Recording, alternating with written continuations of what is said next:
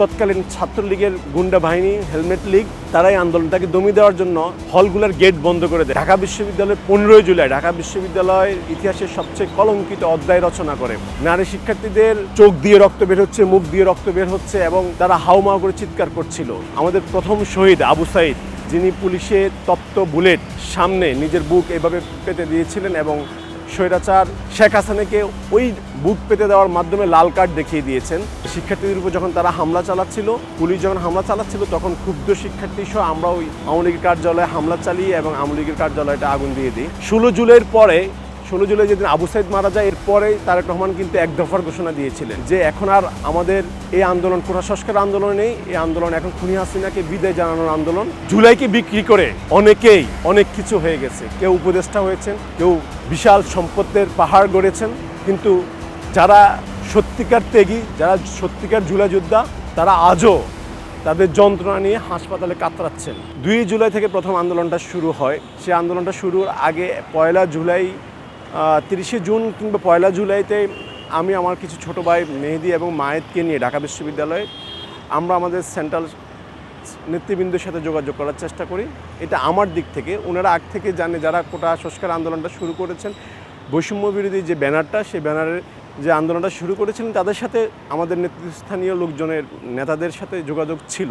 কিন্তু তারপরে হচ্ছে আমরা 2024 সালের 1 জুলাইতে আমি আমাদের ছাত্রদলের সাধারণ সম্পাদক নাসিরউদ্দিন নাসির ভাইয়ের সাথে আমাদের কিছু সহযোদ্ধাদেরকে নিয়ে ওনার সাথে বিষয়গুলো জানানোর চেষ্টা করি। তখন উনি আমাদেরকে একটা নির্দেশনা দিয়েছেন যে যারা আন্দোলন, যাদের ব্যানার হচ্ছে, তাদের সাথে আমাদের যোগাযোগ আছে, কিন্তু তোমরা মাঠে থেকে অবজারভেশনটা করো যে আসলে কারা এখানে নেতৃত্ব দিচ্ছে এবং তাদের আসলে কি কোটা সংস্কার উদ্দেশ্য না অন্য কোনো উদ্দেশ্য আছে, সেই বিষয়গুলো মাঠে থেকে অবজারভেশন করো এবং আমাদের কম্পারেটিভলি জুনিয়র যারা ফার্স্ট ইয়ার সেকেন্ড ইয়ারে আছেন, প্রথম বর্ষ দ্বিতীয় বর্ষতে যারা পড়াশোনা করছেন, তাদেরকে যেন ওই আন্দোলনের সম্মুখ সারির দিকে দেওয়া হয়।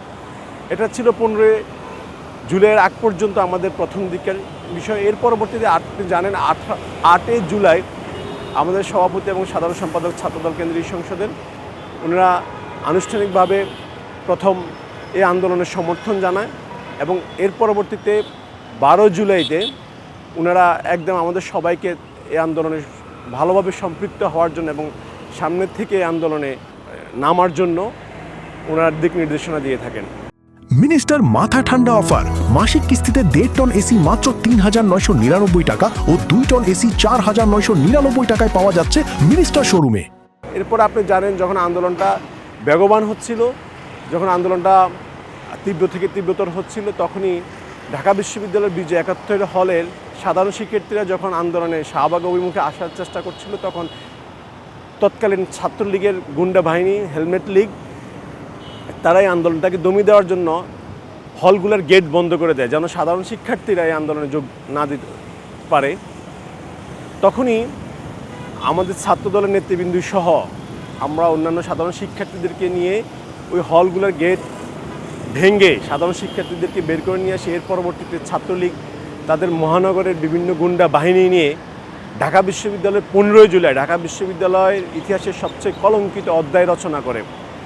তারা নারী শিক্ষার্থীদের উপর অমানবিক পৈশাচিক নির্যাতন চালায়।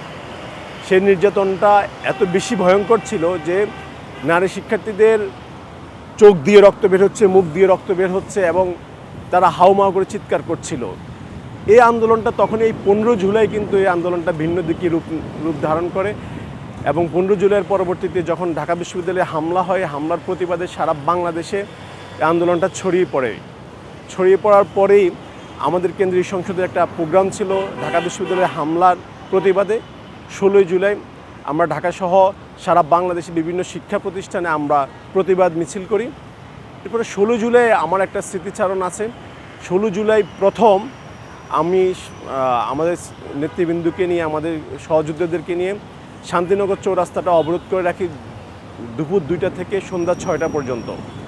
সেখানে ওই সময়ে শান্তিনগরের কমিশনার এসে আমাদের উপর হামলা করেছিল। পরবর্তীতে আমাদের পাল্টা প্রতিরোধে সে এখান থেকে পালিয়ে যায় এবং ওইখানে স্লোগানরত অবস্থায় আমি কিন্তু শুনতে পেরেছিলাম আমাদের প্রথম শহীদ আবু সাইদ, যিনি পুলিশের তপ্ত বুলেট সামনে নিজের বুক এভাবে পেতে দিয়েছিলেন এবং স্বৈরাচার শেখ হাসিনাকে ওই বুক পেতে দেওয়ার মাধ্যমে লাল কার্ড দেখিয়ে দিয়েছেন। এবং কিছুক্ষণ পরে আমি শুনতে পাই আমাদের ছাত্রদলের প্রথম শহীদ এবং জুলাই আগস্ট আন্দোলনের দ্বিতীয় শহীদ ওইখানে স্লোগানরত থাকা অবস্থায় আমি শুনি আমাদের শহীদ ওয়াসিম চট্টগ্রামে আমাদের ছাত্রদলের নেতা সে শহীদ হন। এর পরবর্তীতে বৈষম্য বিরোধী ব্যানারের আন্দোলনটা সন্ধ্যা 6টা পর্যন্ত ছিল এবং সেখান থেকে তারা যখন আন্দোলনটা সমাপ্তি ঘোষণা করে আমরা ওইখান থেকে সরে যাই। এরপরে 17 তারিখ, 18 তারিখ এবং 19 তারিখ, 17, 18, 19 এই 3টা দিন সবচেয়ে বেশি ক্র্যাকডাউন হয় 18 তারিখ এবং 19 তারিখ, 18 জুলাই এবং 19 জুলাই। 18 জুলাই আমরা আমাদের কমপ্লিট শাটডাউন নামক একটা প্রোগ্রাম ছিল। সেই কমপ্লিট শাটডাউনের সমর্থনে ছাত্রদল বিভিন্ন জায়গায় প্রতিবাদ মিছিল নিয়ে রাস্তায় নামে এবং আমরা আমাদের ছাত্রদলের সভাপতি সেক্রেটারি সহ আমরা শান্তিনগরে এবং কাকরাইলে আমরা সেই মিছিলটা অংশগ্রহণ করি। এর পরবর্তীতে দুপুরের দিকে সাধারণ শিক্ষার্থীরা উইলস লিটল ফ্লাওয়ার স্টুডেন্টরা এবং হাবিবুল্লাহ বাহার কলেজের স্টুডেন্টরা এবং আপনার ইসলামপুর ইউনিভার্সিটি স্টুডেন্ট, সিদ্ধেশ্বরী মহিলা কলেজের স্টুডেন্টরা এরা যখন রাস্তায় অবরোধ করে কাকরাইল মোড়টা, ঠিক ওই সময়টাতে আমার একটা ভিডিও পরবর্তীতে সোশ্যাল মিডিয়াতে ভাইরাল হয়েছিল। পুলিশের সাথে আমার লাঠি নিয়ে বাকযুদ্ধ হয়েছিল, সেটা পরবর্তীতে ভাইরাল হয়েছিল। এই ফুটেজটা আমি পরবর্তীতে পেয়েছিলাম, 25 সালে এসে পেয়েছিলাম। সেখানে আমরা পুলিশ এক পাশে দাঁড়ানো ছিল, ছাত্ররা এক পাশে আন্দোলন করছিলাম, আমরা সাধারণ শিক্ষার্থীদেরকে নিয়ে আন্দোলন করছিলাম। ওই সময় আপনি জানেন ক্যাসিনো সম্রাট নামক যুবলীগের দক্ষিণী সভাপতি ছিল, সে তার গুন্ডা বাহিনী নিয়ে কর্ণফুলী টাওয়ারের ওই দিকে নেমে আমাদের দিকে আসছিল। তখন পুলিশ তাদেরকে আহ্বান জানাচ্ছে আমাদের উপর হামলা করার জন্য। এর পরবর্তীতে ওখানে আমি ডিভাইডারের উপরে দাঁড়িয়ে একটা বক্তব্য দিয়েছিলাম যে আমরা কাউকে ভয় পাই না, আমরা কোনো গুন্ডা লীগকে, কোনো পুলিশ লীগকে আমরা ভয় পাই না। আবু সাইদ আমাদেরকে ভয়কে জয় করার গল্প দেখিয়ে দিয়েছে, ভয়কে কিভাবে জয় করতে হয় সেই জিনিসটা আবু সাইদ আমাদেরকে দেখিয়ে দিয়েছে। এর পরবর্তীতে আমি যখন এই বক্তব্যটা দিচ্ছিলাম তখনই সাধারণ শিক্ষার্থীরা সহ আমাদের নেতৃবৃন্দ সম্রাটকে ধাওয়া করে এবং সম্রাট সেদিন যে ঢাকা শহর ছেড়ে যায় আর কখনো নামতে পারেনি। ওই দিনে আমরা প্রথম আওয়ামী লীগের কোনো কার্যালয় ভাঙচুর হয়, প্রথম। এটা হচ্ছে 19 নম্বর ওয়ার্ড আওয়ামী লীগের কার্যালয়টা প্রথম ভাঙচুর করা হয় এবং সেখানে অগ্নিসংযোগ করে আমরা শিক্ষার্থীদের উপর যখন তারা হামলা চালাচ্ছিল, পুলিশ যখন হামলা চালাচ্ছিল তখন ক্ষুব্ধ শিক্ষার্থী সহ আমরা ওই আওয়ামী লীগের কার্যালয়ে হামলা চালিয়ে এবং আওয়ামী লীগের কার্যালয়টা আগুন দিয়ে দিই। এটাই হচ্ছে প্রথম। এরপরে 19 জুলাই আপনি জানেন সবচেয়ে বেশি মানুষ মারা যায়। 18 জুলাই, 16 জুলাইতে 6 জন মারা যায়, 18 জুলাইতে প্রায় 70-80 জন মারা যায়, 19 জুলাই সবচেয়ে বেশি মানুষ বাংলাদেশে মারা যায় সারা বাংলাদেশে। সেদিন আমাদের চোখের সামনে আমাদের সহযোদ্ধাদের লাশ আমাদেরকে উদ্ধার করতে হয়েছে। আমরা প্রেস ক্লাবে আমাদের বিএনপির একটা প্রতিবাদ সমাবেশ ছিল, সেই সমাবেশে যাওয়ার সময় পুলিশ, বিজিবি এবং র্যাব আমাদেরকে বাধাগ্রস্ত করে। সেখানে আমরা বিজয়নগর, পানির ট্যাঙ্কি, কালভার্ট রোড, এই পুরো জায়গাটা আমরা পুলিশের সাথে এক ধরনের সরাসরি গেরিলা যুদ্ধের মতো হয়েছিল। পুলিশের তপ্ত বুলেটের বিপরীতে আমাদের হাতে ছিল এক টুকরো ইট, এক টুকরো কাঠ। আমরা সেটা দিয়েই তাদের বুলেটের সামনে আমরা বুক পেতে লড়াই করেছিলাম। সেদিন আমাদের যুবদলের এক সহযোদ্ধা এবং স্বেচ্ছাসেবকদের এক সহযোদ্ধা আমাদের 5 মিনিট আগে যারা আমাদের সাথে থেকে পুলিশের সাথে ধাওয়া পাল্টা দেওয়া হচ্ছিল, পুলিশের সাথে লড়াই করছিল, 5 মিনিটের মধ্যে তারা আমাদেরকে ছেড়ে পৃথিবী থেকে চলে যায়, শহীদ হন যুবদলের নবীন তালুকদার। সেদিন আমরা ছাত্রদলের সাধারণ সম্পাদক নাসিরউদ্দিন নাসির ভাই এবং আমাদের দক্ষিণ যুবদলের সাধারণ সম্পাদক রবিউল ইসলাম নয়ন ভাই সহ আমরা সেদিন সেই দুপুর 12টা থেকে সন্ধ্যা 6টা পর্যন্ত সেখানে পুলিশের সাথে লড়াই সংগ্রাম করেছিলাম। এবং সেদিন আমাদের আরও 2 সহযোদ্ধা এমনভাবে আহত হয়। আমাদের ছাত্রদল ঢাকা মহানগর উত্তরের 1 নম্বর ভাইস প্রেসিডেন্ট ফখরুল ইসলাম ফাহাদ, সেদিন আমরা তাকে হাসপাতালে পাঠিয়েছিলাম, তার জীবনের আশা ছেড়ে দিয়ে তাকে হাসপাতালে পাঠিয়েছিলাম। পুলিশের রাইফেলের বুলেটে, চাইনিজ রাইফেলের বুলেটে তার এখান দিয়ে বুলেটটা ঢুকে এখান দিয়ে বের হয়ে যায়। এবং আমাদের আরেক সহযোদ্ধা ঢাকা কলেজের বর্তমান সেক্রেটারি মিল্লাত, তার বুলেটটা এখান দিয়ে ঢুকে এখান দিয়ে বের হয়ে যায়। সে যখন এখানে বুলেটটা আঘাত পায়, তার গেঞ্জিটা এইভাবে টান দিয়ে দেওয়ার পরে তার বুলেটটা যখন এখানে ছিদ্রটা দেখা যাচ্ছিল, তখন আমি হাউমাউ করে কান্না করছিলাম যে আমার সাথে থাকা আমার সহযোদ্ধা মনে হয় আর বাঁচবে না। এর পরবর্তীতে ওই সময় এত বিভীষিকাময় সময় ছিল, সে আমার হাতটা ধরে বলতেছে, ভাই আমি কি বাঁচবো না? এই কঠিন সময়টা আমাদেরকে দেখতে হয়েছিল। যখন ও এই কথাটা বলছিল তখন মনে হচ্ছে পৃথিবী আমার জন্য অন্ধকার হয়ে আসছে। আমার সাথে থাকা সহযোদ্ধা আমাকে হাত ধরেই বলতেছে যে ভাই আমি কি বাঁচবো না? এই কঠিন পরিস্থিতির মুখেও আমরা দৃঢ় চিত্তে শেখ হাসিনাকে হটানোর যে স্বপ্ন, সেই স্বপ্নে বিভোর ছিলাম। আমরা আমাদের সহযোদ্ধাদেরকে হাসপাতালে পাঠিয়ে দিয়ে রাত 10টা পর্যন্ত সেদিন পুরো পল্টন এরিয়াতে পুলিশের সাথে, র্যাবের সাথে এবং জিবির সাথে আমরা ধাওয়া পাল্টা দেওয়া এক ধরনের গেরিলা যুদ্ধ আমরা করেছিলাম। এবং আপনি জানেন 18 জুলাই তৎকালীন ডিবি প্রধান হারুন, সে আমাদের পার্টি অফিস তালাবদ্ধ করে দেয় এবং পার্টি অফিসে আমাদেরকে ঢুকতে বাধাগ্রস্ত করে এবং পার্টি অফিসে তালা মেরে দেয়। সেই 19শে জুলাই কিন্তু আমরা আমাদের পার্টি অফিসের তালা ভেঙে আমাদের পার্টি অফিস থেকে অবরুদ্ধ থেকে মুক্ত করি এবং সেখানে আমরা রাত 10টা পর্যন্ত পুলিশের সাথে লড়াই সংগ্রাম করি। এর পরবর্তীতে আমরা যখন পুলিশের সাথে আর না, এক ধরনের পরিস্থিতি যখন একটু স্বাভাবিক থমথমে হয়ে যায়, মানুষ যখন কমে যায়, তখন আমরা একটা গলিতে আশ্রয় নিই। সেখান থেকে কাকতালীয়ভাবে আমাদের এক বড় ভাই ওনার বাচ্চাদের জন্য খাবার নিতে, আপনি জানেন 19শে জুলাই রাত 8:30 কিংবা 9টার দিকে কিন্তু খুনি হাসিনা তার শেষ অস্ত্রটা ইউজ করা শুরু করে। সে কারফিউ জারি করে। এই কারফিউ জারিটা হচ্ছে তার শেষ অস্ত্র। শেষ অস্ত্রটা ইউজ করার পরে আমরা ওখানে অবরুদ্ধ হয়ে পড়ি এবং আমরা সেদিন আর বাসায় ফিরতে পারি না। বাসায় না ফিরতে পারার কারণেই আমরা আমাদের এক বড় ভাইয়ের বাসায় আশ্রয় নিই।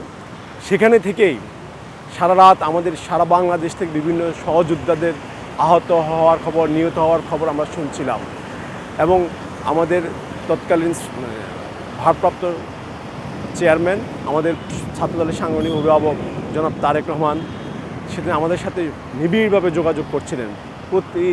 ওই দিন রাতে কমপক্ষে আমাদের ছাত্রদলের সাধারণ সম্পাদকের সাথে 18 থেকে 20 বার উনি ফোন কল করেছিলেন এবং সরাসরি, আপনি জানেন নেট বন্ধ ছিল, সরাসরি ফোনে কথা বলছিলেন। এবং আমার ফোন দিয়েও নাসিব ভাই আমাদের চেয়ারম্যান তারেক রহমানের সাথে কথা বলছিলেন। এবং তারেক রহমান পুরো আন্দোলনটাকে এতভাবে সাজিয়েছেন। 16 জুলাইয়ের পরে, 16 জুলাই যেদিন আবু সাইদ মারা যায়, এরপরেই তারেক রহমান কিন্তু এক দফার ঘোষণা দিয়েছিলেন যে এখন আর আমাদের এই আন্দোলন কোটা সংস্কার আন্দোলন নেই, এই আন্দোলন এখন খুনি হাসিনাকে বিদায় জানানোর আন্দোলন। সেই 16 জুলাইয়ের পরে 17 জুলাই, 18 জুলাই এবং 19 জুলাই উনি সারা বাংলাদেশের প্রতিটা স্টেক হোল্ডারদেরকে যেভাবে সমন্বয়টা করেছিলেন, এটা আমার কাছে অন্যরকম দৃষ্টান্ত মনে হয়েছিল। উনি 18 থেকে 20 ঘন্টা স্ক্রিনে ছিলেন, ফোনে ছিলেন, আবার ফোনে কথা বলছিলেন, কোথায় কোন সমস্যা, কারোর চিকিৎসা লাগলে চিকিৎসার ব্যবস্থা করছেন। একটা দলের প্রধান হয়ে কিভাবে এই এত তৃণমূল পর্যন্ত উনি সব খবর রাখছেন, এটা আমার কাছে অবাক লাগছিল, মিরাক্কেল লাগছিল। এর পরবর্তীতে ওই দিন রাতে আমাদের ঢাকা কলেজের আর এক সহযোদ্ধা ইমরান, সে এখনও চিকিৎসাধীন আছে। তার পায়ে এখনও পর্যন্ত 32টা অপারেশন হয়েছে। আপনি জানেন সে থাইল্যান্ডে চিকিৎসা নিচ্ছে। আজকে দুই বছর হয়ে যাচ্ছে। জুলাইকে বিক্রি করে অনেকেই অনেক কিছু হয়ে গেছে। কেউ উপদেষ্টা হয়েছেন, কেউ বিশাল সম্পদের পাহাড় গড়েছেন। কিন্তু যারা সত্যিকার ত্যাগী, যারা সত্যিকার জুলাই যোদ্ধা, তারা আজও তাদের যন্ত্রণা নিয়ে হাসপাতালে কাতরাচ্ছেন। আমাদের, আপনি জানেন জাতীয় ইলেকশনের পরে যখন বিএনপি সরকার ক্ষমতা আসে, তার পরবর্তীতে আমাদের এই সহযোদ্ধাদেরকে চিকিৎসার জন্য হাসপাতালে, দেশের বাইরে উন্নত চিকিৎসার জন্য পাঠানো হয়েছে এবং তারা এখনও হাসপাতালে কাতরাচ্ছেন। আমাদের আরেক সহযোদ্ধা বেসরকারি বিশ্ববিদ্যালয়ের মিরাজ, সে তার 2 চোখের আলো হারায়, এখন 10% মাত্র দেখতে পায়। এরকম হাজারো সহযোদ্ধা। এই যে 15 জুলাই এবং আগে এবং পরে, 15 জুলাইয়ের পর থেকে কিন্তু আমরা আমাদের সারা বাংলাদেশে আমাদের নেতাকর্মীদের মধ্যে একটা বার্তা পৌঁছে গিয়েছে, সেটা হচ্ছে খুনি হাসিনা হটাও আন্দোলনে এই আন্দোলনটা রূপ নিয়েছে। এবং 19শে জুলাই পরে সেদিন রাতে আমাদের তারেক রহমান, আমাদের সাধারণ সম্পাদক, আমাদের নেতৃবৃন্দকে নির্দেশনা দিয়েছিলেন যে শেখ হাসিনা তার শেষ অস্ত্র ইউজ করে ফেলছে। সুতরাং এখন যদি আমরা ভয়ে বাসায় ঢুকে পড়ি তাহলে কিন্তু আমাদের মুক্তি মিলবে না। আমাদেরকে শুধু একটু সাহস করে রাস্তা নামতে পারলেই কিন্তু শেখ হাসিনার বিদায়ী ঘণ্টা বেজে যাবে এবং শেখ হাসিনার দীর্ঘ 17 বছরের দানবীয় শাসন ব্যবস্থা, সেই শাসন ব্যবস্থার ইতি ঘটবে। তখন উনি আমাদের একটা বলছেন যে রাজনৈতিক নেতাকর্মীদেরকেই প্রথম কারফিউটা ভেঙে মিছিল করতে হবে এবং সেই দায়িত্বটা ছাত্রদলকে নিতে হবে। এই কথাটা বলা উনি যখন বলছিলেন তখন আমাদের সাধারণ সম্পাদক নাসির ভাই তখন বলছিলেন যে আমরা আমাদের জায়গা থেকে শতভাগ চেষ্টা করে আমরা জীবন বাজি রেখে হলো আমরা আগামীকাল কারফিউ ভেঙে মিছিল করব। এর পরবর্তীতে রাত 2টার দিকে এই মেসেজটা উনি আমাদেরকে দিচ্ছিলেন। এরপরে আমরা আমাদের সকল সহযোদ্ধাদেরকে জানানো শুরু করেছি আমরা আগামীকাল সকাল 10টায় আমরা কারফিউ ভেঙে প্রথম মিছিলটা করব। 9টা টাইম দেওয়া হয়েছে, পর 10টা আমরা মিছিলটা করতে পেরেছিলাম। সেদিন শান্তিনগরে ছাত্রদলের সাধারণ সম্পাদক নাসিরউদ্দিন নাসির ভাইয়ের নেতৃত্বে প্রথম কারফিউ ভেঙে আমরা মিছিলটা করেছিলাম এবং সেই মিছিলের স্লোগান নিজেই দিয়েছিলেন, নাসির ভাই নিজেই দিয়েছিলেন। এরপরে 20 জুলাইয়ের পরবর্তীতে সে যে আমরা বাসা থেকে বের হয়েছিলাম 18 জুলাই আর বাসা ফেরা হয়নি, 3 আগস্ট পর্যন্ত আর আমরা বাসা ফিরতে পারিনি। আমাদের কত রাত কত জায়গায় কেটেছে, যেখানে গিয়েছি সেখানে আমাদের মনে হচ্ছে মানে আমাদের সাথে আমাদেরকে কেউ ধরার জন্য আসছেন। কারো বাসায় গেলে 1 রাতের বেশি 2 রাত থাকতে পারছিলাম না, অনেক রাত আমাদের অনিদ্রা কেটেছে। আপনি জানেন যখন কারফিউটা দেওয়া হয় এর পরবর্তীতে 21শে জুলাই থেকে 27-28 জুলাই পর্যন্ত আন্দোলনটা কিন্তু এক ধরনের গভর্নমেন্ট কন্ট্রোলে নিয়ে নিয়েছিল। কিন্তু 27 কিংবা 28 জুলাইতে যখন আবার ইন্টারনেট সচল হয় তখন এই আন্দোলনটা আবার পুনর্জাগরণ হয়। যখন পৈশাচিক খুনি হাসিনার অমানবিক নির্যাতন নিপীড়নের ফুটেজগুলা সোশ্যাল মিডিয়াতে ভাইরাল হওয়া শুরু করে তখন এই আন্দোলনটা আবার নতুন করে বেগবান হয় এবং 1 August, 2 August, 3 August, 4 August, 5 August এই আন্দোলনগুলোতে এত বেশি আমাদের সকল শ্রেণীর পেশার মানুষ যোগ দিয়েছে। সাথে সাথে আমাদের সারা বাংলাদেশ প্রত্যেকটা নেতাকর্মী, যুবদল, স্বেচ্ছাসেবক দল, ছাত্রদল, বিএনপি সব প্রত্যেকটা নেতাকর্মী তাদের সর্বোচ্চ উজাড় করে এই আন্দোলনে ঝাঁপিয়ে পড়েছিল। এবং 2 আগস্ট আপনি জানেন শিক্ষার্থীদেরকে যখন বলা হচ্ছিল যে তৎকালীন আরাফাত, আইসিটি মিনিস্টার আরাফাত, তথ্য মিনিস্টার আরাফাত এবং আইনমন্ত্রী আনিসুল হক এরা সহ যখন শেখ হাসিনার সাথে গণভবনে বসে শিক্ষার্থীদেরকে আলোচনার আহ্বান জানাচ্ছে, তারা আহ্বান জানিয়েছে যে আলোচনার দরজা খোলা, তখন কিন্তু সার্জিস এই আলোচনা বসতে চেয়েছিল। আজকের অনেক বড় জুলাই যোদ্ধা, অনেক বড় জুলাই স্টেক হোল্ডার দাবি করছেন, সে সার্জিসরা কিন্তু সরকার হটাও আন্দোলনে ছিলেন না। আমার স্পষ্ট মনে আছে 3 আগস্টে যখন আমি একটা স্লোগান দিচ্ছিলাম 9 দফার দিন শেষ 1 দফায় বাংলাদেশ, আলোচনার সময় শেষ 1 দফায় বাংলাদেশ। সরকার যখন আলোচনার জন্য আহ্বান করছিল তখন আমি এই স্লোগানটা দিয়েছিলাম আলোচনার সময় শেষ 1 দফায় বাংলাদেশ। এই স্লোগানটা যখন আমরা শহীদ মিনারে দিচ্ছিলাম তখন সার্জিস লোক পাঠিয়ে বলছিল ভাই আমরা কিন্তু 1 দফায় আন্দোলনে যাচ্ছি না, আমরা কিন্তু সরকার বিরোধী আন্দোলনে, আমরা এখনও কোটা সংস্কার চাচ্ছিলাম। তখন আমরা বলেছিলাম এতগুলো প্রাণের বিনিময়ে আমরা কিন্তু এখন আর কোটা সংস্কার আন্দোলনে নাই। যারা প্রাণ দিয়েছেন, এখানে রিক্সা শ্রমিক প্রাণ দিয়েছেন, বাচ্চারা প্রাণ দিয়েছেন, এখানে হচ্ছে সকল শ্রেণী পেশার মানুষ প্রাণ দিয়েছেন এবং অনেক মানুষ আহত নিহত হয়েছেন। সুতরাং এত প্রাণের বিনিময়, এত রক্তের বিনিময়ের পরে এখন আর এই আন্দোলন শুধুমাত্র কোটা সংস্কার আন্দোলনেই তুমি তোমাদের কাজ করো, আমাদেরকে আমাদের কাজ করতে দাও। আমি যখন এই কথাটা একটু ধমকের সুরে বলছিলাম তখন তার লোকজন আমার কাছ থেকে চলে যায় এবং 3 তারিখে কিন্তু ওই সময় শহীদ মিনারে যখন মানুষের সকল শ্রেণীর মানুষের কিন্তু এক ধরনের চাপ সৃষ্টি হয় যে 1 দফার ঘোষণা দিতে হবে। নাহিদদেরকে যখন চাপ সৃষ্টি হয়, নাহিদ শেষ মুহূর্তে কিন্তু 3 তারিখে 1 দফার ঘোষণা দিয়েছিল। এর পরবর্তীতে আপনি জানেন 3 তারিখে যখন 1 দফার ঘোষণা দেওয়া হয় তখন ছাত্রলীগ এবং আওয়ামী লীগের লোকজন বলেছে আগামীকাল মাঠ ক্লিয়ার করতে তাদের 7 মিনিট সময় লাগবে। এই ধরনের একটা কথা যখন বলছিল সেদিন আমরা তাদের সেই হুমকিকে বৃদ্ধাঙ্গুলি দেখিয়ে প্রথম আমরা আমাদের ছাত্রদলের সাধারণ সম্পাদক নাসিরউদ্দিন নাসির ভাই এবং আমার দক্ষিণ যুবদলের সাধারণ সম্পাদক রবিউল ইসলাম নয়ন ভাই সহ আমরা ছাত্রদলের নেতৃবৃন্দ সহযোদ্ধাদেরকে নিয়ে আমরা প্রথম ছাত্রলীগকে শাহবাগ থেকে বিতাড়িত করে শাহবাগ অবস্থান গ্রহণ করি 4 আগস্ট এবং সেদিন সারা দিন ব্যাপী আমরা সেখানে আন্দোলন সংগ্রাম করে রাস্তা অবরোধ করে 4 আগস্টে কিন্তু ঘোষণা দিয়েছিল যে 6 তারিখ ঢাকা চলো কর্মসূচি হবে। কিন্তু পরবর্তীতে সেই আন্দোলনটা, সেই ঘোষণাটা পরবর্তীতে আবার বাসায় গিয়ে তারা আবার চেঞ্জ করা হয়েছিল আমাদের মহাসচিবের অনুরোধে, আমাদের বিএনপি মহাসচিবের অনুরোধে কিন্তু তারা এটা চেঞ্জ করেছে, 5 আগস্টে নিয়ে আসছিল। 4 আগস্ট আপনি জানেন ফার্মগেট, কারণ বাজার এই এলাকাতে কুখ্যাত সন্ত্রাসী এখানকার ইরান সহ স্বরাষ্ট্রমন্ত্রী সন্ত্রাসী বাহিনী ওই দিন অসংখ্য মানুষকে মারছিল, পাখির মতো গুলি করে হত্যা করেছিল। আমরা তখন এরকম দেখছিলাম যে কারণ বাজারে এই দিক থেকে আহত অবস্থায় নিহত অবস্থায় মানুষজন যাচ্ছিল, তখন আমরা একটা মিছিল নিয়ে আবার কারণ বাজার অভিমুখে রওনা হই। আমি যখন বাংলা মোটর কনকর্ড টাওয়ারটার সামনে যাই, ঠিক ওই সময় হঠাৎ করে কোন দিক থেকে গুলি এসে আমার সাথে থাকা 3 সহযোদ্ধা, মানে আমি তাদেরকে চিনতাম না কিন্তু তারা আমার সাথে মিছিলে ছিল, 3 সহযোদ্ধা ওই সন্ত্রাসীদের গুলিতে ওখানে লুটিয়ে পড়ে। খুবই বিভীষিকাময় অবস্থা তৈরি হয়েছিল। আমরা আসলে কোন দিকে যাব, কোন দিক থেকে গুলি আসছে আমরা কিছুই দেখতে পাচ্ছিলাম না।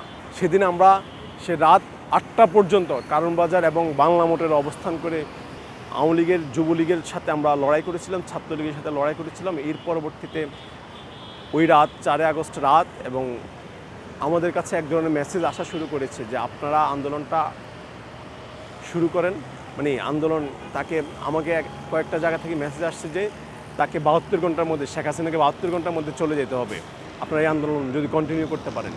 আমি তখন তাদেরকে একটা কথাই বলেছিলাম যে 72 ঘন্টা লাগুক আর 72 দিন লাগুক, খুনি হাসিনাকে এবার বিদায় নিতে হবেই। এই বার্তাটা আমরা তাদের সবাইকে স্পষ্ট দেওয়ার চেষ্টা করেছিলাম। এবং 5 আগস্ট আপনি জানেন সেই মাহেন্দ্রক্ষণ, 5 আগস্ট সকাল 8টার দিকে আমি বাসা থেকে বেরোই, মানে আমি 3 আগস্ট কিন্তু বাসায় ফিরি এবং 5 আগস্ট যখন আমি বাসা থেকে বের হই আমার আম্মু আমাকে একটা কথা বলছিলেন, মানে অন্যান্য দিন হচ্ছে আম্মু বাসা থেকে বের হওয়ার সময় আমার সাথে ফোনে কথা হইতো এবং 3 তারিখ 4 তারিখ এবং 3 তারিখ এবং 4 তারিখেও যখন বাসা থেকে বের হচ্ছিলাম তখন আম্মু কিন্তু এক ধরনের মানে চিন্তা চেতনার লোকে আমাকে বিদায় দিত। কিন্তু 5 আগস্ট কেন জানি না আম্মু আমাকে হাসি মুখে বিদায় দিয়েছিলেন এবং আমার কাছেও মনে হচ্ছিল যে আমরা আজকে বিজয় নিয়ে ঘরে ফিরব। সেদিন আমি বাসা থেকে বের হয়ে আমার সহযোগীদের সাথে যোগাযোগ করে সায়েন্স ল্যাব মোড়ে যাই। প্রথম সকাল 8টা সাড়ে 8টার দিকে ওই দিন সায়েন্স ল্যাবের মোড়ে আপনাদের পুলিশ অহরহ গুলি করার পরে আমরা ওইখানে টিকতে না পেরে আমাদের একটা গ্রুপ ছিল ঢাকা মেডিকেলে, একটা গ্রুপ ছিল পিজিতে, একটা গ্রুপ ছিল রমনা এবং মৎস্য ভবন এরিয়াটাতে। আমরা যেহেতু আমাদের 5 আগস্টের আন্দোলন স্পোর্টটা ছিল শহীদ মিনারকে কেন্দ্র করে যখন আমরা 4-5 থেকে আমরা জড়ো হচ্ছিলাম, তো আমাদের 3টা গ্রুপ 3 দিকে আমাদের আগ থেকে প্ল্যান ওয়াইজ ছিল যে কিছু লোক আমরা শহীদ মিনার মানে ঢাকা মেডিকেল অবস্থান নেব, কিছু লোক পিজিতে অবস্থান নেব, কিছু লোক রমনাতে অবস্থান নেব। 3 দিক থেকে আসা 3 মানুষগুলো যেন 3 দিকে অবস্থান নিতে পারে। এর পরবর্তীতে আপনি জানেন আমি সেদিন মানে সায়েন্স ল্যাবে টিকতে না পেরে আমি সাংকারপুলের দিকে যাচ্ছিলাম, পলাশী বাজারের আগে নীলক্ষেতা পাহাড়ের পলাশীর দিকে যাচ্ছিলাম। এমন সময় আমাকে ঢাকা মেডিকেল থেকে নিষেধ করা হয় যে ভাইয়া আপনারা এদিকে আর আইসেন না, এদিকে পুলিশ পাখির মতো গুলি করে মারতেছে, মানুষ মারতেছে, আপনারা এইদিকে আসেন না। পরবর্তীতে আমি আবার ব্যাক করে পিজিতে আসি, আমাদের সহযোদ্ধাদেরকে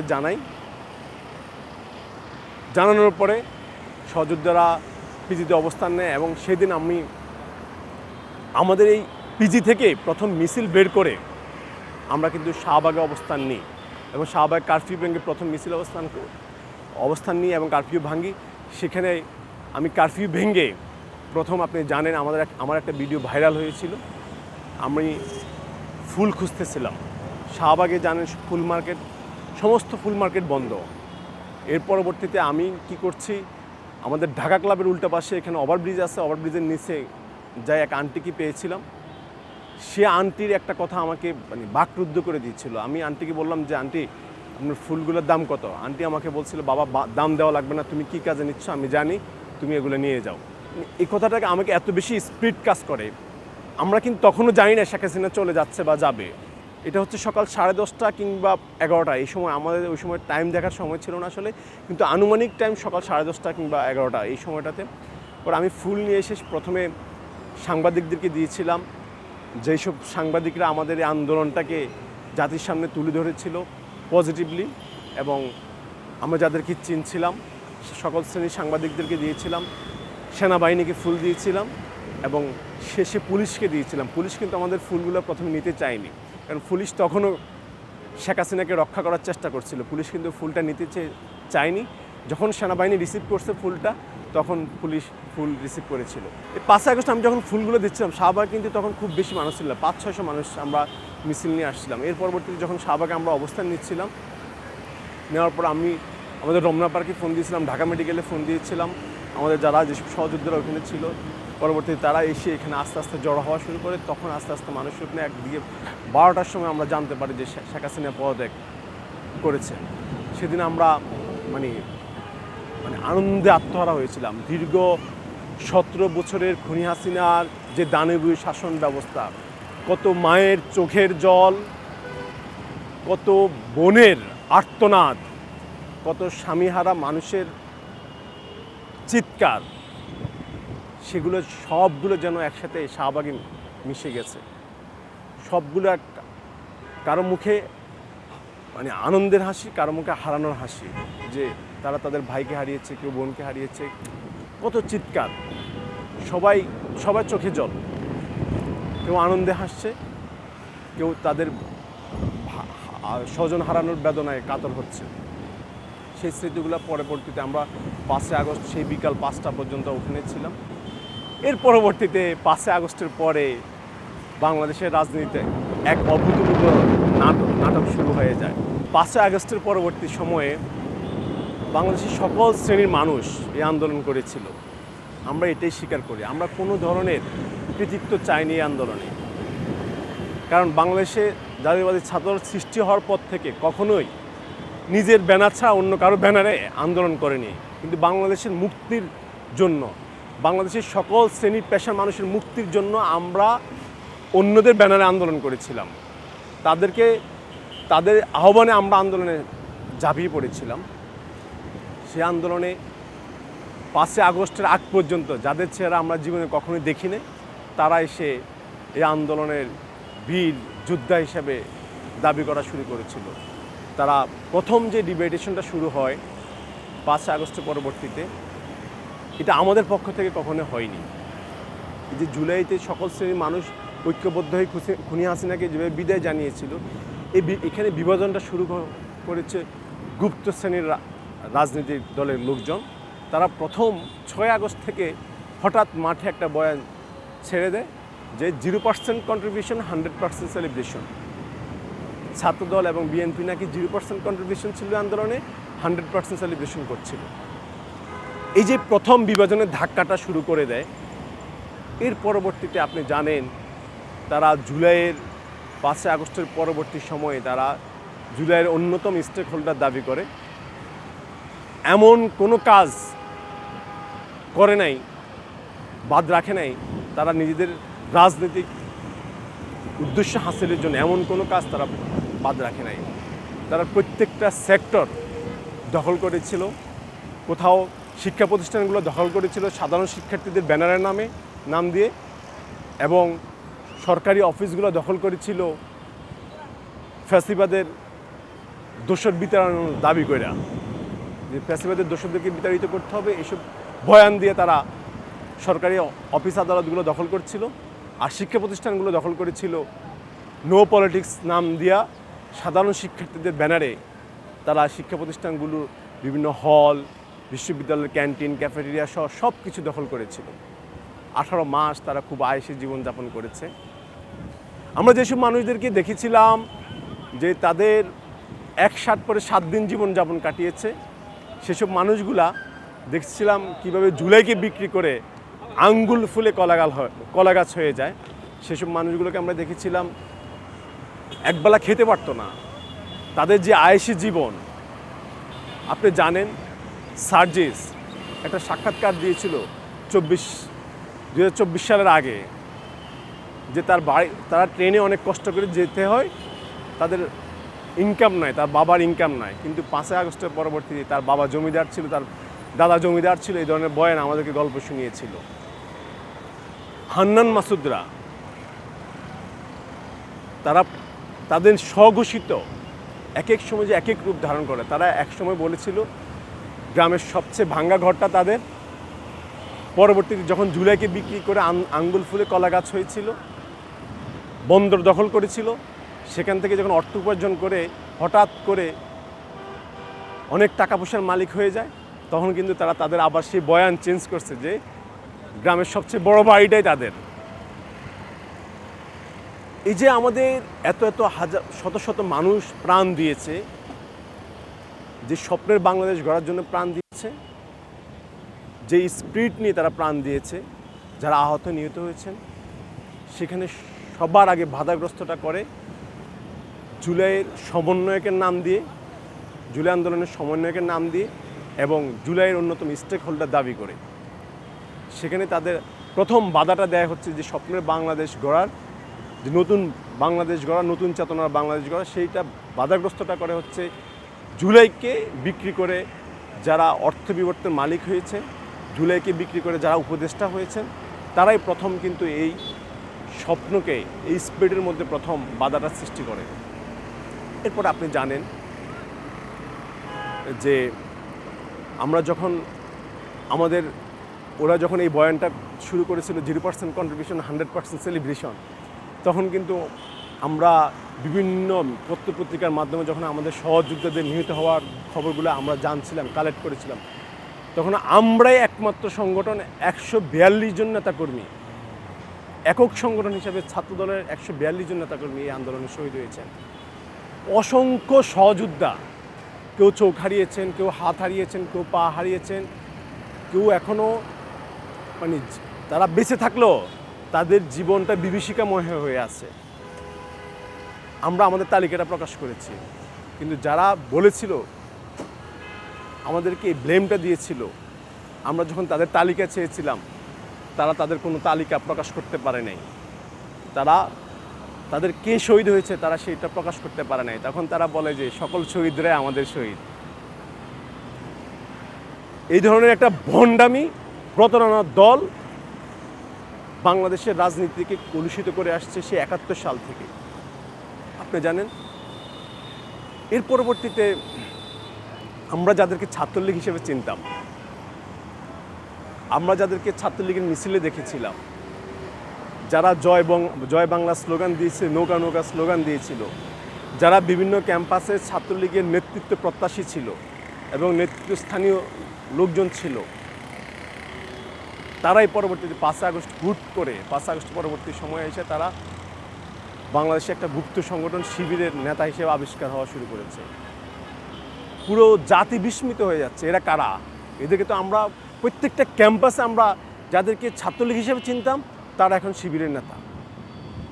এবং যারা সাধারণ শিক্ষার্থীদের নামে আন্দোলন করেছে যে নো পলিটিক্স ইন ক্যাম্পাস, তারাই দেখি যে শিবিরের নেতা হিসেবে পরবর্তী শিবির যখন বাধ্য হয়ে কিছু কিছু কমিটি ঘোষণা দিচ্ছে, সেখানে দেখি যাদের নাম আসছে, যারা নো পলিটিক্স চেয়েছে সাধারণ শিক্ষার্থীর ব্যানারে, তারা দেখি শিবিরের সভাপতি সেক্রেটারি হিসেবে আমাদের সামনে হাজির হচ্ছে। এই যে বাংলাদেশের মানুষের সাথে এক ধরনের তামাশা, আমরা এই তামাশার রাজনীতি থেকে মুক্তি চাই। আমরা শিবিরকে আহ্বান করি, আপনারা এই গুপ্ত রাজনীতি থেকে বেরিয়ে আসুন। জুলাইয়ের প্রকৃত স্পিরিটটাকে, প্রকৃত চেতনাকে আপনারা যদি ধারণ করে থাকেন, তাহলে আপনারা এই গুপ্ত রাজনীতি থেকে বেরিয়ে আসেন আর বাংলাদেশের মানুষের সাথে মুনাফিকি, ভণ্ডামি করা বন্ধ করুন। আপনি জানেন, বাংলাদেশের 5 আগস্ট পরবর্তীতে সময় যখন আওয়ামী লীগ দেশ ছেড়ে পালিয়ে যায়, তখন আমরা যেটা দেখেছি, আওয়ামী লীগকে প্রথম পুনর্বাসন শুরু করেছে বাংলাদেশ জামাত ইসলামী এবং ছাত্র শিবির। কারণ সাদিক কায়েমকে আমরা ছাত্র লীগ হিসেবে চিনি, কিন্তু 5 আগস্ট পরবর্তীতে সেই ছাত্র শিবির হিসেবে আবিষ্কার হয়। সাদিক কায়েমের মাধ্যমে প্রথম আওয়ামী লীগকে পুনর্বাসন করা শুরু করেছে জামাত শিবির, এবং ফরাদের মাধ্যমে। ফরাদ তো তার ছাত্রলীগের পদ থেকে আজ পর্যন্ত পদত্যাগ করে নাই।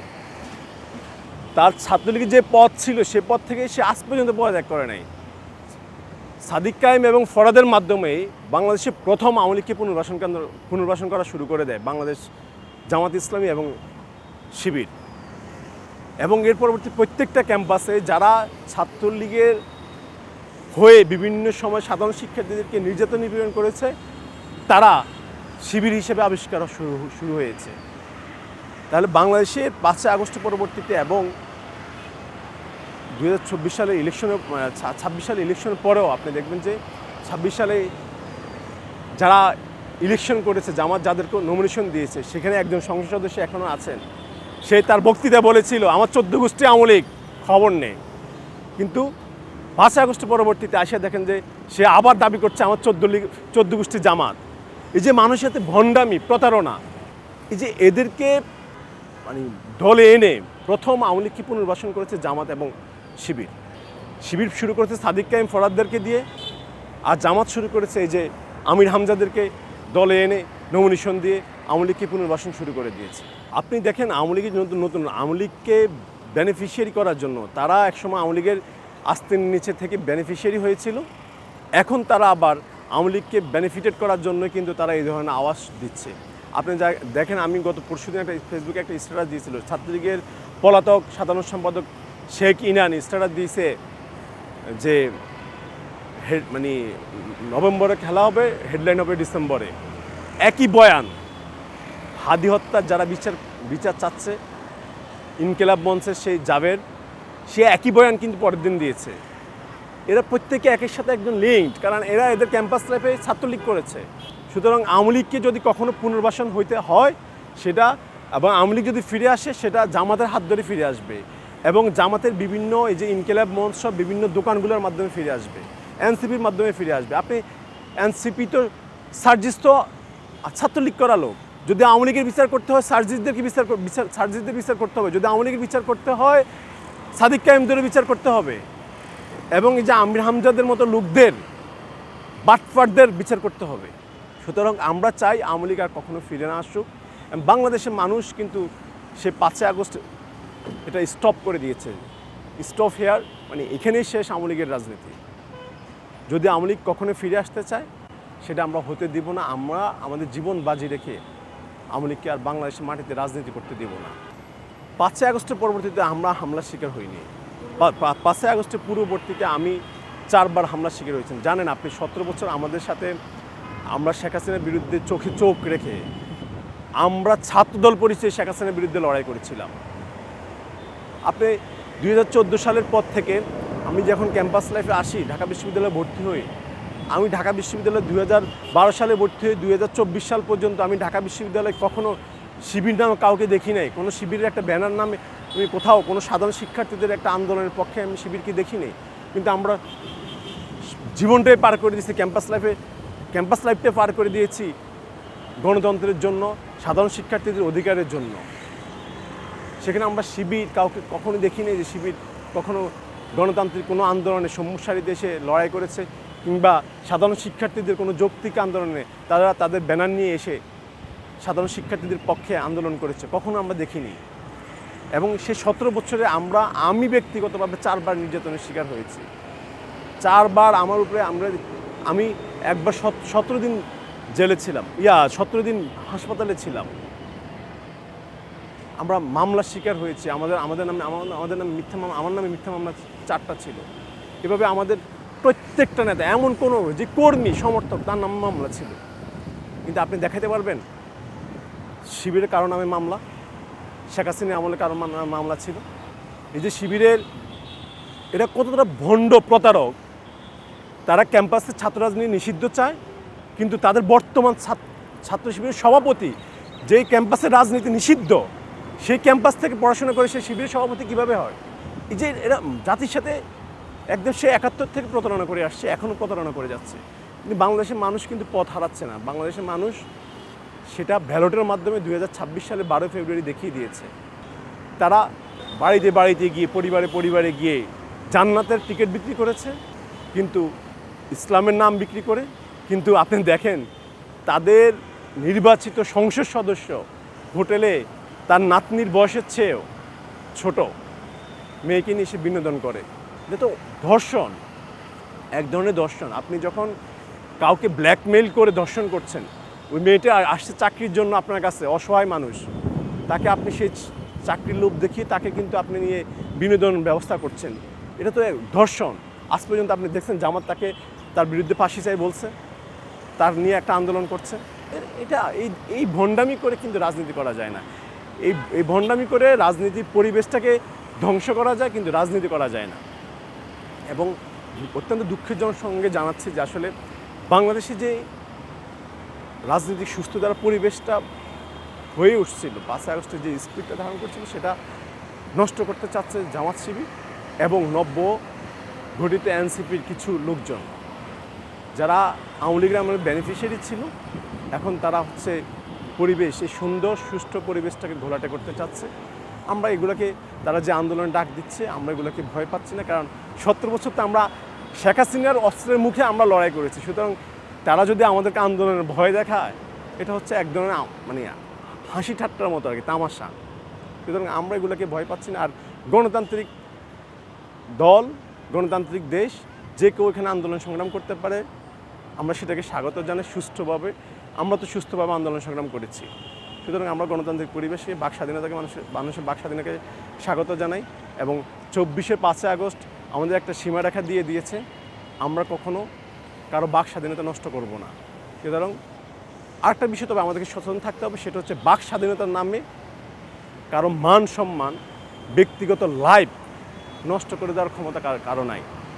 এবং সোশ্যাল মিডিয়াতে বট বাহিনী দিয়ে বাক স্বাধীনতার নামে যে ধরনের নোংরা কথাবার্তা হচ্ছে সেগুলো বন্ধ চাই। আমি এবার এটা আমাদের